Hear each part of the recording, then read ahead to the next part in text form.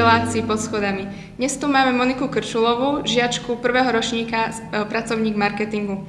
Zúčastnila sa súťaže v darčekovom balení Tvoríme pre radosť iných a umiestnila sa v striebornom pásme. Ako si sa pripravovala na súťaž? Takže pripravovali sme sa v škole s pani učiteľkou Maruškinovou a našou spolužiačkou Monikou Melovou, ktorá nám podstatne pomohla v príprave, za čo jej ďakujeme. Aké boli témy balenia? No, takže prvá téma bola darček pre mamu, čo bola Mama ďakujem, a bolo to vlastne darčekové balenie na Medzinárodný deň matiek. A druhá téma bola balík pre čakajúceho zákazníka. A tretia téma bola Čaro jary. Ktorá téma bola pre teba najbližšia? Pre mňa bola najbližšia určite Čaro jary, pretože mám rada prírodu a mám k nej dobrý vzťah.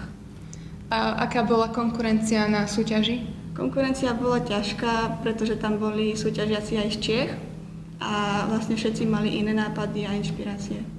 No a už je po súťaži, tak čo ti to prinieslo? No vzhľadom na to, že pred súťažou som sa zúčastnila už na pár akcií v škole, takže už sa určite menej hanbím a mám určite viacej zručností s balením. Dobre, ďakujem, gratulujeme ti a vy sa už môžete tešiť na ďalšiu časť relácie Pod schodami.